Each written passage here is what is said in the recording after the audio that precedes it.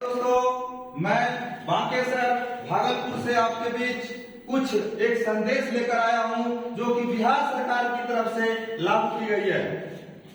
तो मैं सबसे पहले एक बात रखना चाहता हूं, उस लेटर को पढ़कर मैं बताना चाहता हूं क्या उसने सही किया, क्या उसने हम लोगों के साथ गलत किया। तो सबसे पहले मैं बात करता हूं, इसका पहला जो है इसका कहना है सभी कोचिंग संस्थानों की कक्षाओं का समय वही होता है जो हमारे विद्यालयों का है। हमारे विद्यालय सुबह 9 बजे से खुलकर संध्या 4 बजे तक चलते हैं, किंतु इसी अवधि में कोचिंग संस्थान भी चलाते हैं। तो मोटा मोटी इसका कहने का मतलब है कि जो है 9 बजे से, देखिए मोटा मोटी इसका कहने का मतलब है कि 9 बजे से 4 बजे तक 9 से लेकर 12 तक के बच्चे को कोचिंग नहीं पढ़ाना। ठीक है, यही इनका कहने का मतलब है, नहीं पढ़ाना। क्यों नहीं पढ़ाना है? इसलिए नहीं पढ़ाना है, इनका कहने का मतलब हो रहा है, ये सरकार का आदेश है कि अगर इस टाइम में अगर कोचिंग चलता है तो हमारे जो शिक्षक हैं जिनको हमने ज्वाइनिंग दे रखा है वो भी इस क्लास में इस टाइम में बच्चे को ट्यूशन पढ़ाते हैं। ठीक है, यहां तक हम सरकार का समर्थन करते हैं कि आप अगर इसके लिए कदम उठाए हैं तो आपका हम सहयोग है, आपका हम समर्थन करते हैं। लेकिन जो टीचर आपका सरकारी है उस पर ये लागू आप कर सकते हैं, लेकिन प्राइवेट ट्यूशन वालों पर अगर आप ये नियम लागू करते हैं तो आप इसके खिलाफ हैं। क्यों खिलाफ हैं? आपने कहा कि 9 से लेकर 12 के बच्चे स्कूल नहीं जाते हैं। स्कूल नहीं जाते हैं, किसकी कमी है? ये सरकार की कमी है, आपकी कमी है। आप इसको सुधारिए।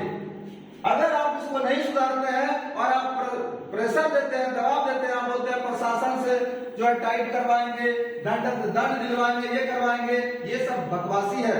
इसको दूर करिए, इसको बंद करिए, इसके फिर में आप जो है मत रहिए। इससे क्या होगा ना, अगर सत्ता का जुनून चढ़ा है तो सत्ता से निकल जाइएगा। मेरा कहने मतलब ना किसी पार्टी से दुश्मनी है, ना पार्टी से कोई समर्थन है। एक शिक्षक होने के नाते मैं सत्य बात करने आया हूं आपके बीच।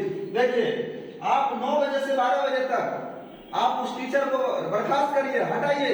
अगर वही टीचर जो बाहर होते हैं आपके स्कूल में, अगर वो टीचर अगर सही से नोट्स देने लगे, सही से क्लास में कंटेंट देने लगे, पढ़ाने लगे, जो मतलब अगर अच्छे से सारी शिक्षा देने लगे तो बच्चे घर से बाहर नहीं आएंगे। बच्चे घर से बाहर पढ़ने के लिए आते हैं, उसको मात्र से ज्यादा कितना खर्च बैठता है? पढ़ाई में से 10 से 20 हजार खर्चा बैठता है, लेकिन उससे ज्यादा उसका रहने का खर्चा है। तो कहने का मतलब है ये हम भी चाहते हैं कि बच्चे गांव में ही पढ़े, बच्चे स्कूल में ही पढ़े, उसके गार्जियन का पैसा बचेगा।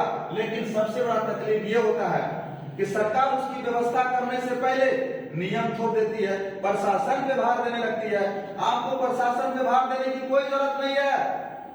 जो भी मंत्री है ना, के पाठक जी, जो भी आप हैं, आपको ये संदेश मेरा दिया जा रहा है कि आप जो है ना इसको प्रशासन को या किसी को आपने टाइट करने से पहले या नियम लगाने से पहले आप सबसे पहले शिक्षा व्यवस्था सुधारिए। जहां पर आपका स्कूल है वहां पर आप जाकर चेक करिए, भ्रमण करिए कि वहां सभी टीचर है या नहीं है। अगर वहां गांव में कहीं ऐसा +2 स्कूल है, वहां पर 200 बच्चे, 300 बच्चे, 100 बच्चे हैं, लेकिन अगर फिजिक्स का टीचर है तो वहां केमिस्ट्री का टीचर नहीं है, केमिस्ट्री का टीचर है, मैथ बायो का टीचर नहीं है, तो सबसे पहले आप टीचर भरिए वहां पर।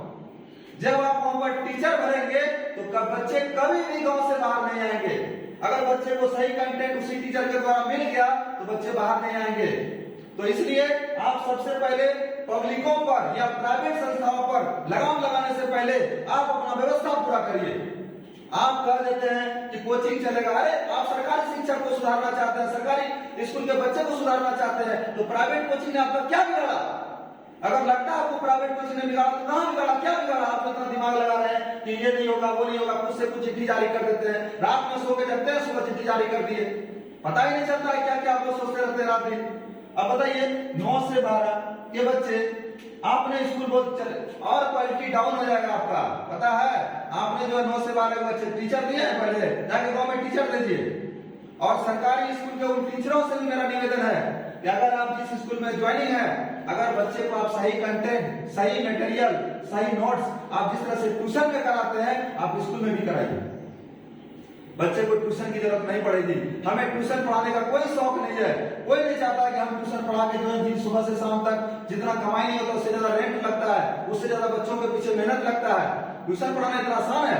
क्या लगता है कोचिंग वाला पूरा जो लुटता है, जितना भी इंडिविजुअल कोचिंग चलाता है सबका जीने खाने पर आफत है, बस दिखावटी है। बच्चे क्या कर रहे हैं, टीचर क्या कर रहे हैं, मैनेज कर रहे हैं अपनी जिंदगी से और बच्चे को शिक्षा दे रहे हैं। कोई पैसा लाखपति करोड़पति नहीं बन पा रहा है, अब वो समय चला गया।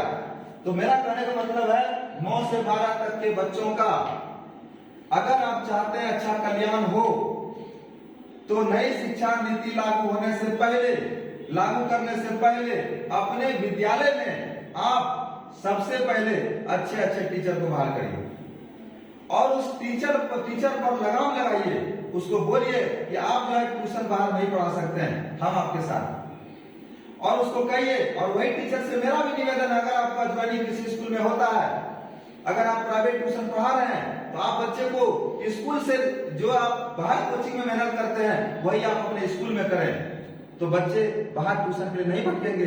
कोई गार्जियन को इतना शौक नहीं है कि करोड़ रुपया छीट देगा इधर से उधर, है ना, लाख रुपया इधर से उधर छीट देगा। 20,000 का पढ़ाई के लिए जो है 2 लाख बर्बाद करना पड़ता है बच्चों को शहर में आकर के, है ना, रहने खाने में उतना पैसा लग जाता है। वही टीचर गांव में अच्छा व्यवस्था देगा, बच्चे बाहर क्यों आएंगे? तो यहाँ पर सरकार से निवेदन है कि आपने जो चिट्ठी जारी किया है, इस चिट्ठी में थोड़ा सुधार किया जाए कि प्राइवेट शिक्षकों पर या प्राइवेट ट्यूशन पर कोई अत्याचार ना हो।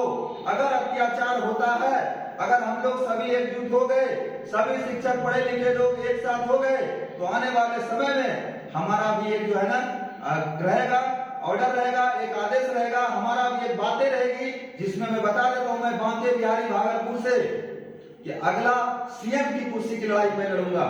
मैं आपसे आज बात कर रहा हूं, अगर आपने सुधार नहीं किया, पढ़े लिखे लोगों को ज्यादा उकसाया, हम लोग क्या करेंगे? हम लोग भी आपके अगेंस्ट में और फिर आपके देश के भविष्य के लिए, देश के कल्याण के लिए हम लोग भी आगे आने वाले चुनाव की ओर आएंगे। और चुनाव की ओर आने की मजबूरी हम लोगों की यही होगी कि सभी पढ़े लिखे जितने भी भागलपुर, बिहार, है ना, झारखंड, जितने भी लोग शिक्षक हैं, सभी शिक्षक मिलकर एकजुट हो जाइए और सरकार से जो है ना सवाल जवाब करना पड़ेगा, क्योंकि सरकार हम लोगों को, पढ़े लिखे लोगों को फालतू समझ रखी है, कुछ से कुछ नियम कानून लगाता है। एक तो लॉकडाउन में परेशान, उसके बाद सरकार ने घोषणा कर दिया लॉकडाउन में ये होगा वो होगा, कोई भी बताइए किसी शिक्षक को मिला कि रेंट कैसे होगा, नहीं होगा, सभी मकान मालिक को रेंट देना पड़ा। कहां से हम लोग घर से धान चावल बेच बेच के दिए, उसमें कोई खोजने नहीं आया। 9 बजे से 12। आप स्कूल का नियम जो लगाइए, कोचिंग का क्यों लगाते हैं आप? कोचिंग किसी टीचर ने कोई घर पे किसी को बुलाने जाता है, बच्चों की मजबूरी के हिसाब से कोचिंग चलता है। अगर बच्चों की शिक्षा व्यवस्था सही आपने कर दिया, बच्चों को जो है आपने जो है सही से गाइडलाइन कर दिया, अपने स्कूल में सही शिक्षक ला दिया, तो कोचिंग की कोई जरूरत नहीं है। आप कोचिंग को बंद करने से पहले स्कूल में बैठा के बच्चा को मूर्ख बना दीजिए। इसलिए आपसे अनुरोध है, सरकार से अनुरोध है कि सबसे पहले मेरे इन बातों पर विचार किया जाए। अगर विचार नहीं होता है तो अगले इलेक्शन आने वाले 2 से 5 साल 10 साल कभी भी याद रखिएगा, आपका अगला मुख्यमंत्री, आप सोचेगा कि पागल हो गया ये, है ना, आपको हम वचन देते हैं अगला मुख्यमंत्री, चाहे जो कुछ हो, मुख्यमंत्री बात कर रहे हैं, मुख्यमंत्री के लिए बांके बिहारी होगा। आपके शहर में, आपके देश, आपके राज्य में ये बांके बिहारी नाम जान लीजिए, शख्स को पहचान लीजिए। अगर सरकार अपनी नीति चेंज नहीं करती है, कोचिंग के खिलाफ जो उसने आवाज उठाई, कोचिंग के खिलाफ जो उसने कानून बनाया, अगर उसमें सुधार नहीं करता है, तो मैं बांके बिहारी आपसे शपथ लेता हूं, कसम खाता हूं, मैं मुख्यमंत्री पद के लिए इलेक्शन लड़ूंगा। और मैं अगर जीत गया, मैं बता देता हूं, शिक्षा,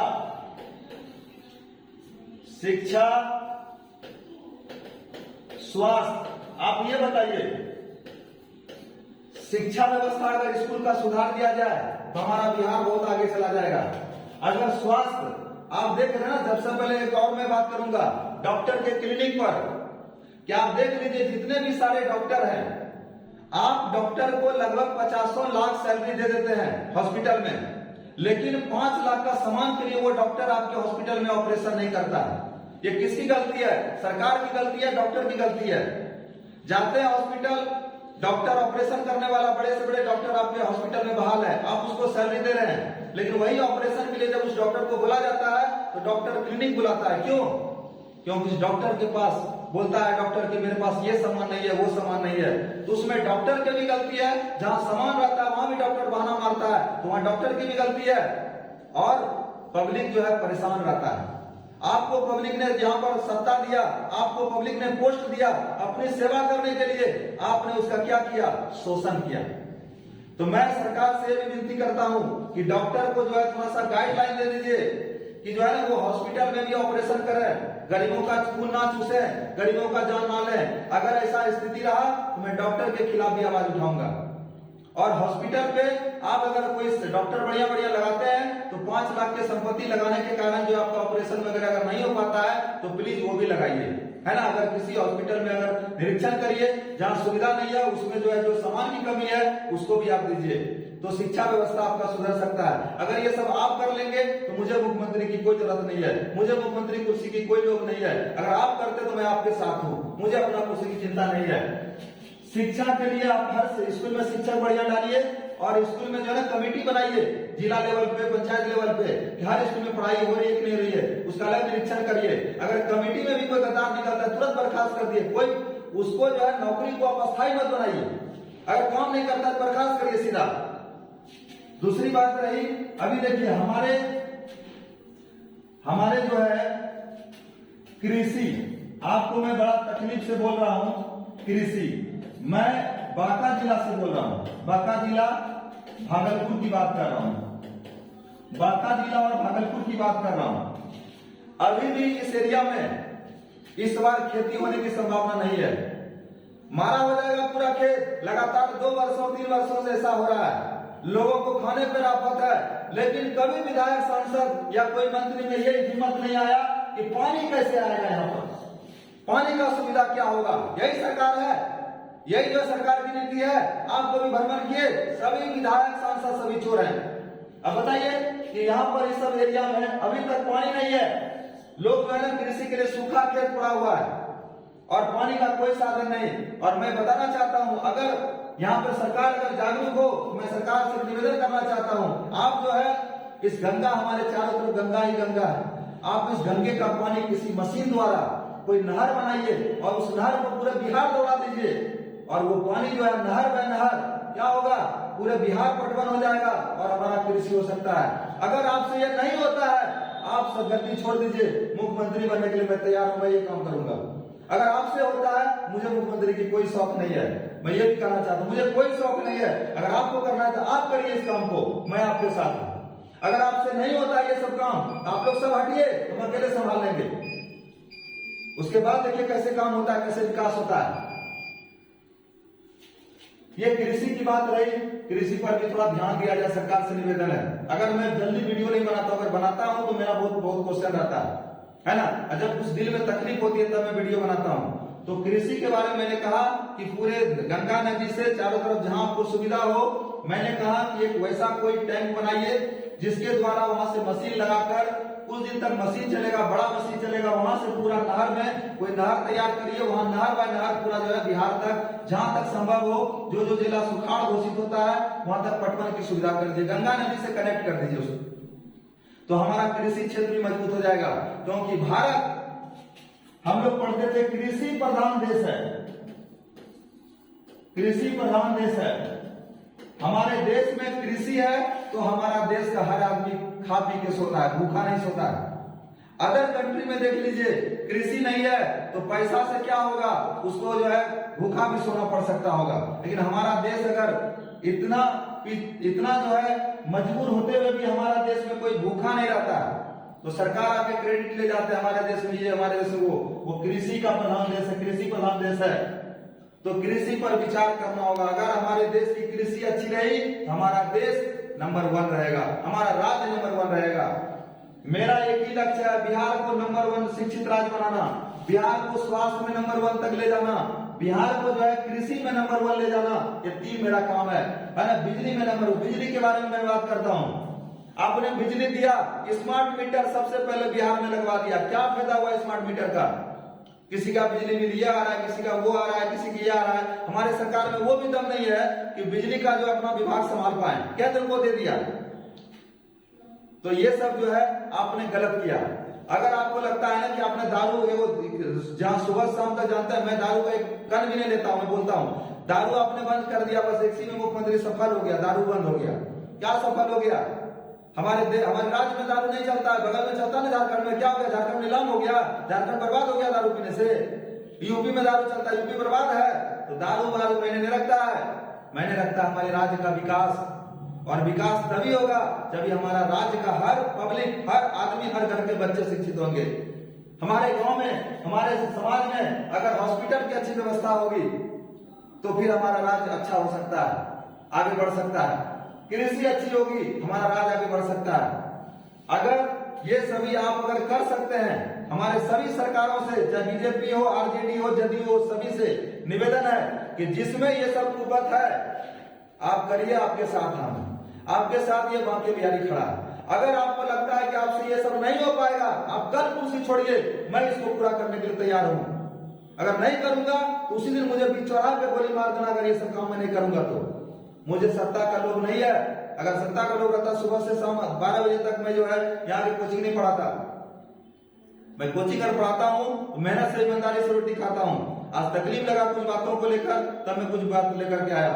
अगले दिन के लिए मैं फिर से आपके बीच आऊंगा, जो कमी रहा होगा, जो बचा होगा, मैं फिर बोलूंगा।